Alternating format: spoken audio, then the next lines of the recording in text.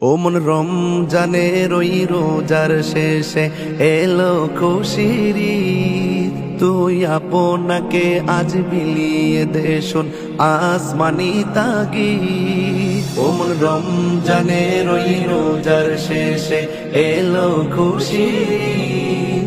তুই আপনাকে আজ বিলিয়ে দে শোন আসমানি তাগিদ।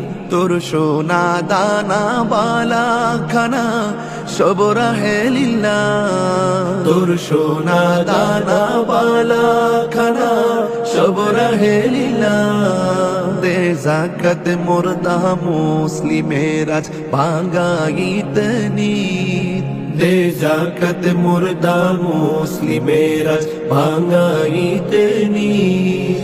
ও মন রমজানের ওই রোজার শেষে এলো খুশির।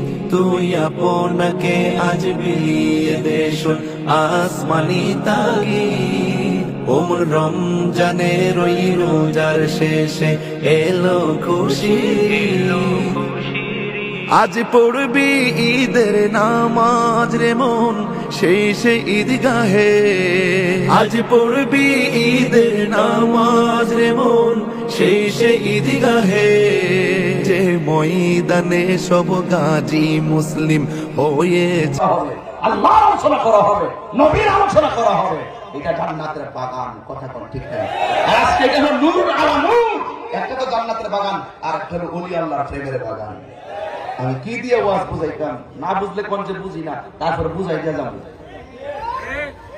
এই বয়স উঠতে গেলে মুরব্বীরে কি করবো? আপনার চশমা লাগাও।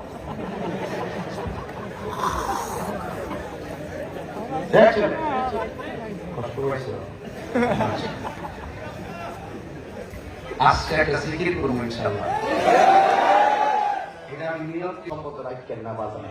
আজকে দেখলাম এক মৌলবী ওয়াজ এখানে থাকা ভালো, কিন্তু পূজা করা বলে সমান। গত সর্বভারত নিয়ে বিরোধিতা করছে আকরামুজ্জামান, আর এইবার বিরোধিতা করছে নাগেদুল কদম নিয়ে মুজাফফর বিন মুহসিন। এরা এক এক সময় পরামর্শ করে এক একটা প্যাচ লাগাই দেয়। কি রে লাগাই দিলি তা আমরা হেরে নিয়ে আলোচনা করবো, হেরা আলোচনা আসবে, এটা ভাইরাল হওয়ার কারণ নাই, কথা কোন ঠিক না? কিন্তু হেরা এটা বুঝে না যে দেখো বাবা আমার মুসলিম